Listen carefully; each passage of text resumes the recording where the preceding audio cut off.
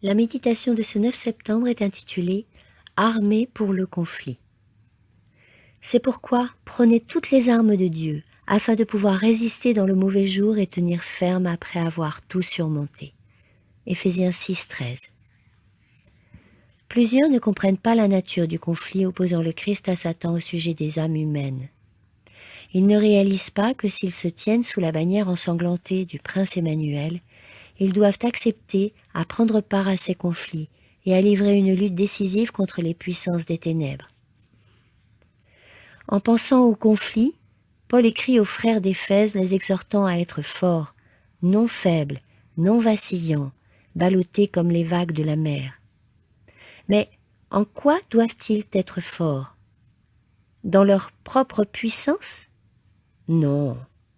Au reste, frères, soyez forts dans le Seigneur par sa force toute puissante, dit-il.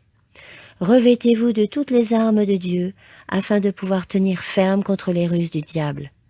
Car nous n'avons pas à lutter contre la chair et le sang, mais contre les principautés, contre les dominations, contre les forces des ténèbres et contre les esprits méchants dans les lieux célestes. Versets 10-13. Le gain de la vie éternelle impliquera toujours une lutte, un conflit. Nous devons continuellement mener le bon combat de la foi. Étant des soldats du Christ, tous ceux qui s'enrôlent dans son armée doivent faire face à des tâches difficiles, une œuvre qui taxera leur énergie à l'extrême. Nous devons comprendre que la vie d'un soldat est faite de guerre agressive, d'endurance et de persévérance. Pour l'amour du Christ, nous devons passer par des épreuves.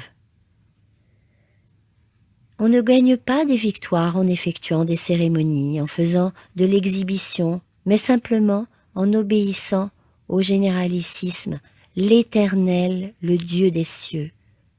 Celui qui place sa confiance en son leader ne connaîtra jamais la défaite. L'obéissance à Dieu nous libère des ornières du péché, de la tyrannie des passions humaines et des tendances au mal. L'homme doit se conquérir lui-même, conquérir ses propres tendances, remporter la victoire sur les principautés, les dominations, les puissances des ténèbres de ce monde et les esprits méchants dans les lieux célestes. Par conséquent, revêtez-vous de toutes les armes de Dieu afin de pouvoir résister dans les mauvais jours.